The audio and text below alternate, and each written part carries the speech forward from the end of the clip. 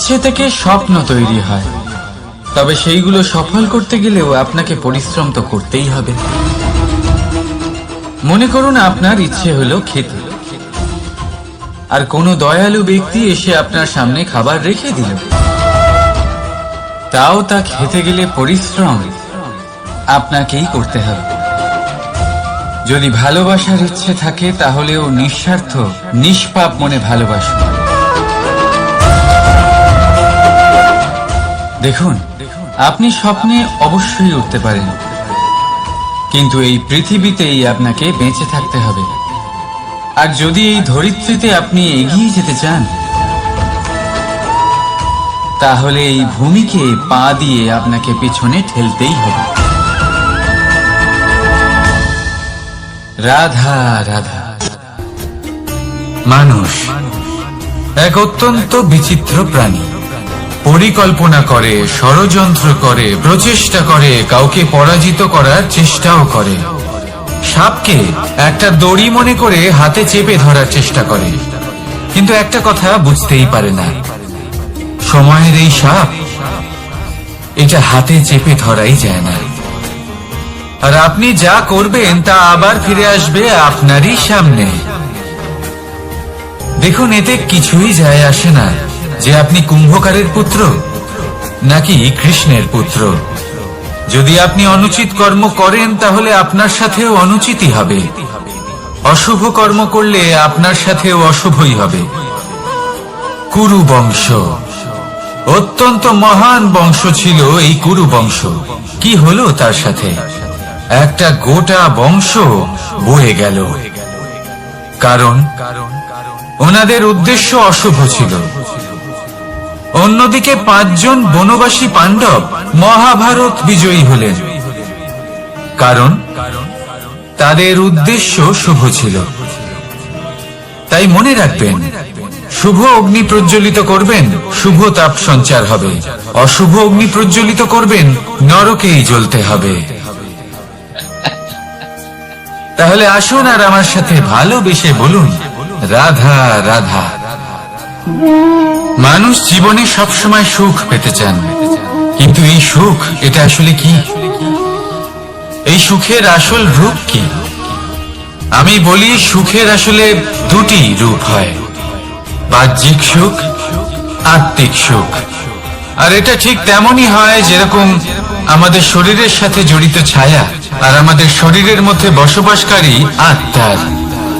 যদি ছায়ার কথা ভেবে দেখেন তাহলে বুঝতে পারবেন, আমাদের শোবার সময় ভোরবেলা এই ছায়া অনেক বড় হয়ে যায়। যখন এই সূর্য মাথার উপরে চলে আসে, তার তাপ বেড়ে যায়, তখন এই ছায়া ছোট হয়ে যায়। আর যেই অন্ধকার নেমে আসে, এই ছায়া আপনার সঙ্গ ত্যাগ করে। এরকমই হয় বাহ্যিক সুখ। আর এবার কথা বলি আমাদের শরীরের মধ্যে বসবাসকারী এই আত্মা। এই আত্মা কখনো আমাদের সঙ্গ ত্যাগ করে না, সব সময় আমাদের সাথে জড়িয়ে থাকে। এরকমই হয় আত্মিক সুখ, যা সব সময় আমাদের সাথে থাকে। আত্মিক সুখ কারো সেবা করে, আত্মিক সুখ কাউকে সাহায্য করে, আত্মিক সুখ প্রেম বোধে, যা কখনো আমাদের সঙ্গ ত্যাগ করে না। সেখানে বাহ্যিক সুখ, যতক্ষণ আপনি সম্পন্ন কিছু মানুষ এবং সুবিধার সাথে আছে, এই বাহ্যিক সুখ আপনার সাথে থাকবে। সম্পন্নতা চলে গেলে, মানুষজন চলে গেলে, সুখ সুবিধা চলে গেলে, বাহ্যিক সুখও চলে যায়। তাহলে এই আত্মিক সুখ খুঁজে নিন এবং সেই সুখের সাথেই বলুন, রাধা রাধা। আপনি কখনো কোনো সাধারণ পাখি দেখেছেন? যেমন বাবুই। সে কি করে? সে কোনো গাছের ডালে নিজের বাসা বানায়। এবার সেইখানে বাসা বানানো সহজ ব্যাপার, কারণ সামগ্রী আশেপাশেই পাওয়া যায়। কিন্তু সমস্যা হলো আক্রমণ। কোন সাপ বা অন্য কোনো পশু ওর বাসাতে ওর সন্তানদের উপর না আক্রমণ করে বসে, এই ভয়ে তার সব সময় থাকে। আর এটা সব থেকে কঠিন ব্যাপার এদের জন্য, নিজের বাসায় নিজের সন্তানদের সুরক্ষা। আর বাজ পাখি, যদি আমরা বাজের কথা বলি তাহলে তারা কি করে? বাজ পাখি কোনো উঁচু পাহাড়ের শিখরে, কোনো পাথরের খাঁজে নিজের বাসা তৈরি করে। এবার ওখানে বাসা বানানো একেবারেই সহজ ব্যাপার নয়, কারণ সামগ্রী আশেপাশে পাওয়া যায় না, দূর থেকে নিয়ে আসতে হয়। কিন্তু সেইখানে আক্রমণের ভয়ও কখনোই থাকে না। এইভাবে উচিত রূপে ও নিজের বাসা রক্ষা করতে পারে, নিজের সন্তানদের রক্ষা করতে পারে। এর সারমর্ম হলো এটাই, যদি সমস্যা বড় হয় তাহলে সমাধানও উচ্চমানের হওয়া উচিত। একটা বাজ পাখির মতো ভাবা আরম্ভ করে দিন, জীবনে যে কোনো সমস্যা ছোট মনে হবে। রাধা রাধা। জীবনে এমন কিছু কাজ রয়েছে যা আপনাকে একাই করতে হয়, আর এমন কিছু কাজ রয়েছে যা আপনাকে একসাথে মিলে করতে হয়, একজোট হয়ে, সঙ্গবদ্ধ হয়ে। এবার সঙ্গবদ্ধ বলতে কি বোঝাতে চাইছি? আমি তাদের কথা বলছি না যারা বাস্তবিকভাবে একে অপরের সাথে কাজ করেন। আমি তাদের কথা বলছি যারা একে অপরের থেকে দূরে থেকেও একে অপরকে বিশ্বাস করেন। আমি আগেও বলেছিলাম, সমস্ত বিশ্বের আশা বিশ্বাসেই বসবাস করে, তাই না? তাই যেখানে সমস্ত বিশ্ব আছে, সমস্ত সংসার আছে, সেইখানেই বিশ্বাস রয়েছে। তাই আপনার আশেপাশে এমন দল সঙ্গবদ্ধ করুন যাদের আপনার উপর বিশ্বাস আছে আর যাদেরকে আপনি বিশ্বাস করতে পারেন। তাহলে আসুন আর আমার সাথে ভালোবেসে বলুন, রাধা রাধা। আমরা যে মানুষকে চাই, যাকে আমরা ভালোবাসি, তাকে একটা উপহার অবশ্যই দিতে চাই। এমন এক উপহার যা ওনার ভালো লাগবে, যা শ্রেষ্ঠ হবে, অতি প্রিয় হবে, বহুমূল্য হবে, বা বলতে পারেন মূল্যবান হবে। তাই আমরা কি করি? আমরা বাজারে যাই, তার জন্য স্বর্ণ, আভূষণ, হিরে, মুক্তো এইসব নিয়ে আসি। কিন্তু এটাই কি সর্বশ্রেষ্ঠ উপহার? কখনোই না। সর্বশ্রেষ্ঠ উপহার হলো স্বাধীনতা, তাকে নিজের মনের মতো বাঁচার স্বাধীনতা। যদি আপনি কাউকে স্বাধীনতা না দিতে পারেন, তাহলে সে কোথাও না কোথাও বন্দী হয়ে যায়, তার বিকাশ কোথাও না কোথাও আটকে যায়। কিন্তু যদি আপনি কাউকে স্বাধীনতা দিতে পারেন, তাহলে আপনি দেখবেন ও সমস্ত সংসারকে, এই জীবনকে নিজের দৃষ্টিভঙ্গি দিয়ে দেখবে, বুঝবে যে কোনটা হলো উচিত আর কোনটা হলো অনুচিত, আর এটাই হলো সর্বশ্রেষ্ঠ। আর এবার যদি কাউকে স্বাধীনতার মাধ্যমে এত বড় একটা শক্তি দিতে পারেন, তাহলে আপনি আমাকে বলুন, এর থেকে বড় উপহার আর কি হতে পারে?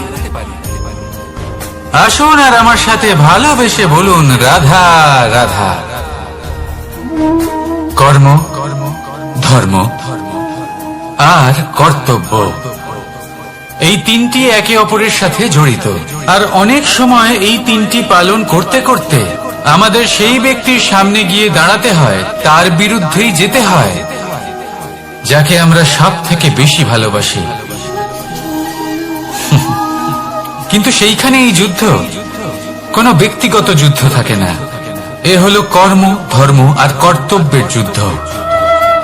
এটা সরল নয়, অত্যন্ত কঠিন হয় তার সম্মুখীন হওয়া যাকে আমরা সব থেকে বেশি সম্মান করি।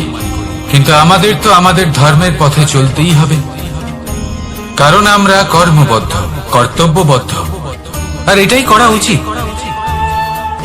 শুধু এটুকু মনে রাখবেন, যদি আপনার উদ্দেশ্য শুভ হয়, আপনার ভাবনা শুভ হয়, আপনি যদি কর্ম, ধর্ম আর কর্তব্যের পথে অগ্রসর হন, তাহলে এই প্রক্রিয়াতে যদি আপনাকে আপনার আরাধ্যেরও সামনে দাঁড়াতে হয়, তাহলেও আপনার কোনো ক্ষতি হবে না।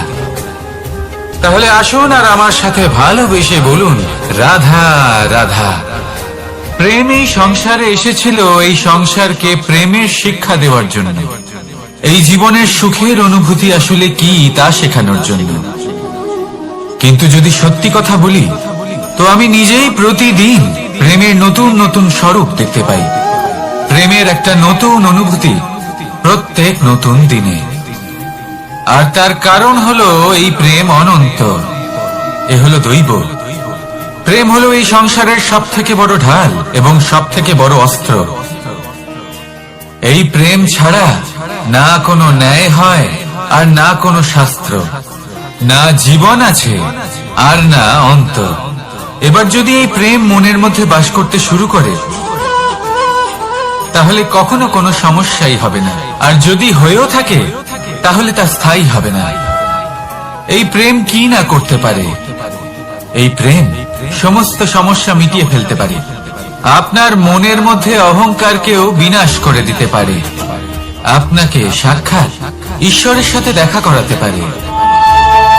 তাই প্রেমের দ্বারা প্রয়াস করতে থাকুন।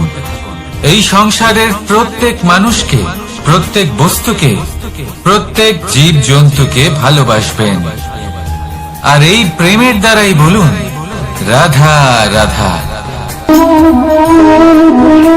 প্রশান্তি, যুদ্ধ, নিদ্রা মানুষের জীবনের একটা অত্যন্ত গুরুত্বপূর্ণ সুখ এবং প্রয়োজনীয়তাও।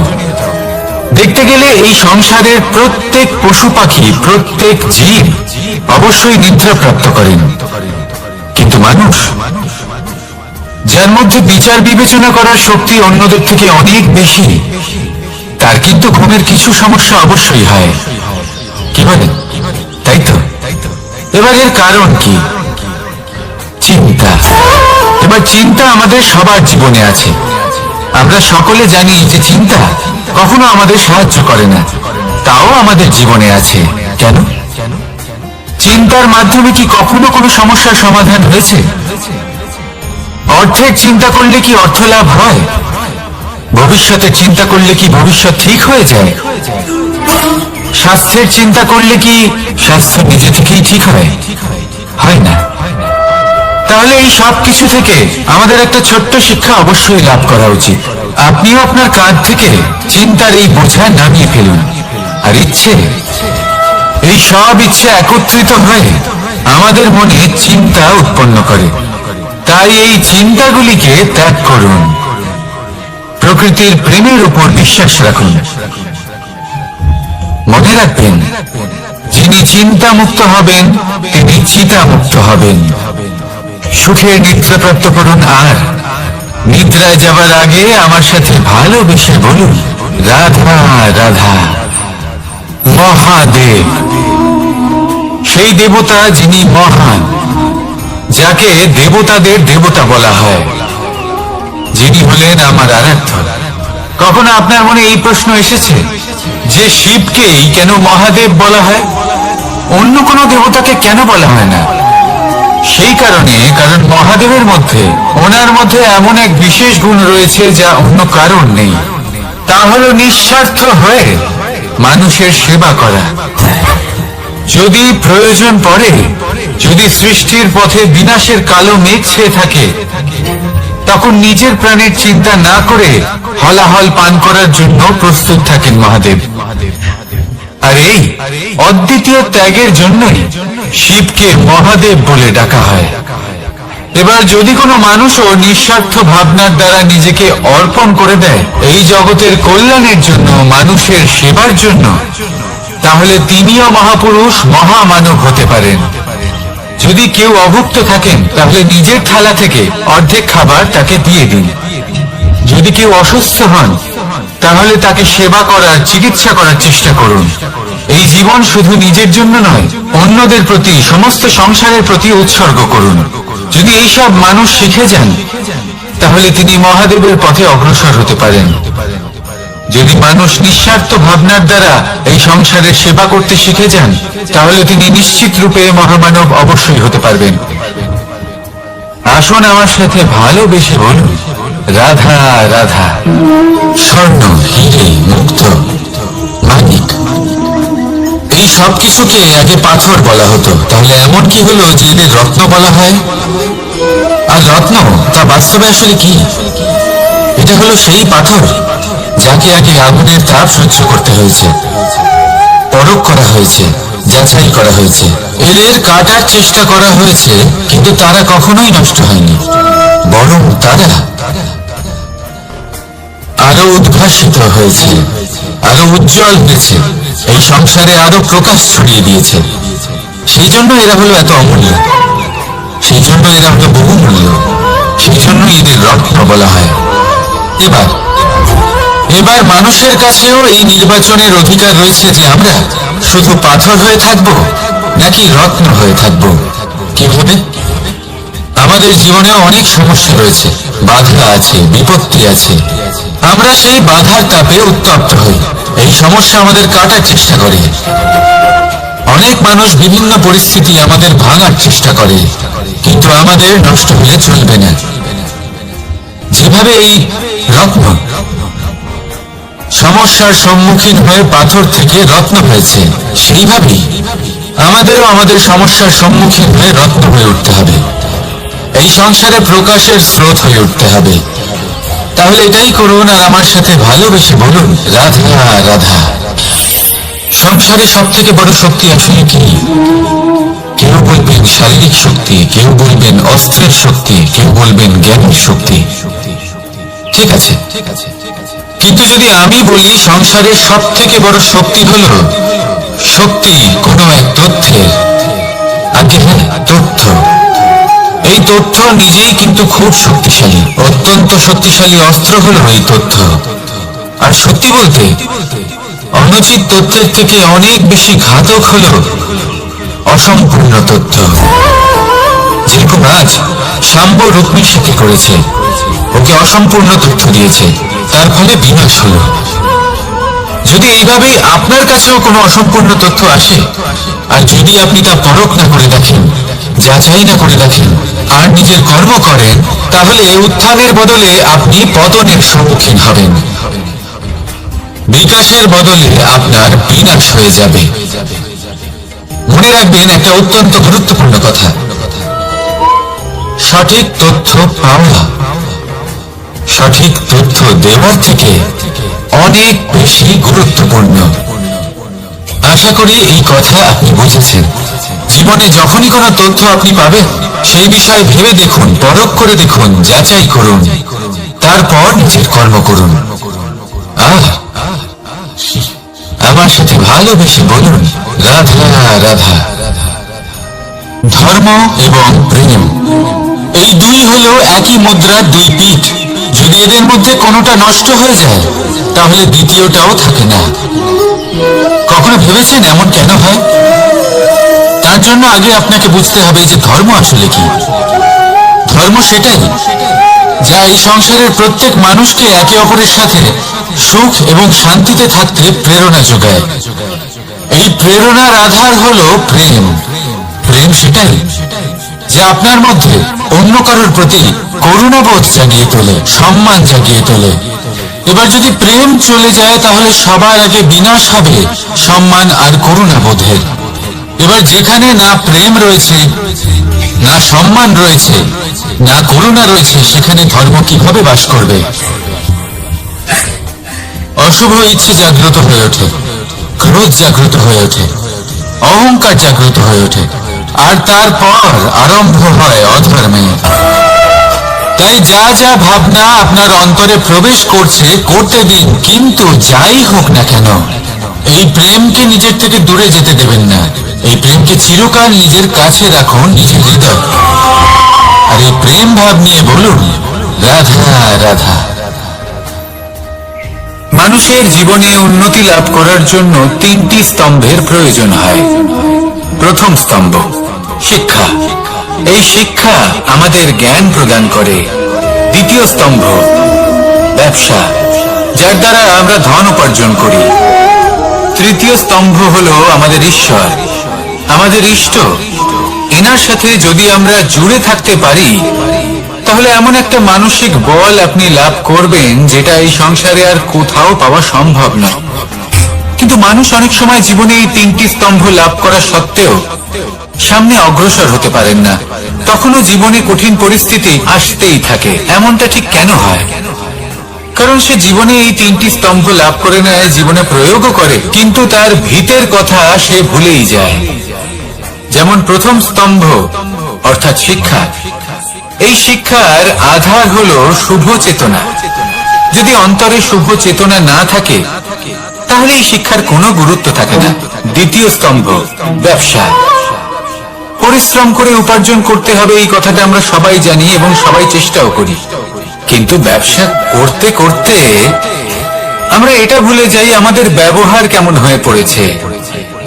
এই ব্যবহার যদি শুভ হয়, তাহলে আমাদের উপার্জন আস্তে আস্তে একটা স্থির জায়গায় এসে পৌঁছবে।